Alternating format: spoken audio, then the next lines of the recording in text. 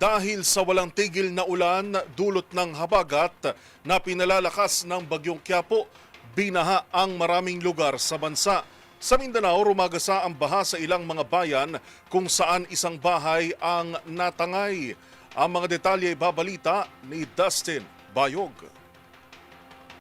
Lumakas pa bilang tropical storm ang Bagyong Quiapo ngayong araw. Sa paglapit ito sa kalupaan ng Hilagang Luzon, ay ramdam ng epekto nito sa mga lalawigan, kabilang na ang Visayas at Mindanao, dahil na rin sa pinalalakas nitong southwest monsoon o habagat.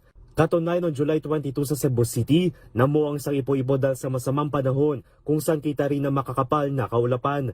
Nagdulot ang pagbaha at pagragasan ng mga ilog ang habagat kagabi sa ilang mga probinsya.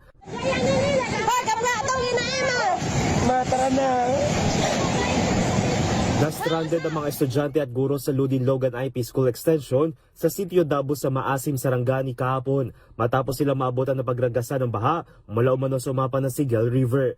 Tulong ang kanilang hiling para makalipas mula sa mga apektadong lugar. Umagos din ng malakas na baha sa General Santos City kahapon sa Puting Bato Bridge sa Barangay Kalumpang dahil sa habagat.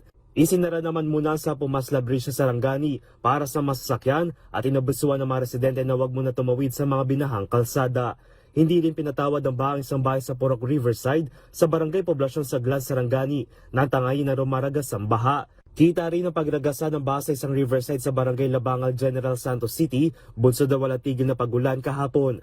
Nakaranas din ng pagbaha ilang bahay sa Sultan Kudarat, Maguindanao del Sur at ibang probinsya sa Visayas. Dito naman sa Maynila isinuong ng maraming sasakyan kagabi ang naranasang baha dulot ng mga pag-ulan.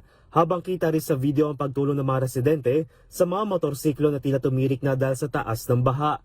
Agad naman nag-deploy kagabi ng maintenance team ang Department of Public Works and Highways o DPWH sa ilang kalsada ng Maynila para sa paglilinis sa mga drainage system para sa mabilis na paghupa ng baha. Paalala nito sa publiko, maging responsable sa pagtatapon ng mga basura upang maiwasan na mabilis sa pagbara sa maestero o drainage. Samantala ayon sa Pag-asa, inaasama mamayang hapon ay mas lalapit ang Bagyong Quiapo sa kalupaan, lalo na sa bahagi ng Cagayan. Maglalandfall man ito o hindi, ay parang epekto ng ulan na mararanasan sa mga malalapit na lugar bago ito nasa lalabas ng Philippine Area of Responsibility o PAR bukas ng umaga.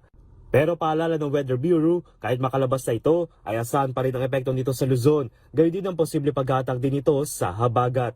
Para sa MBC TV Network News, ito si Dustin Bard ng DZRH-TV. Una sa Pilipinas, una sa Pilipino.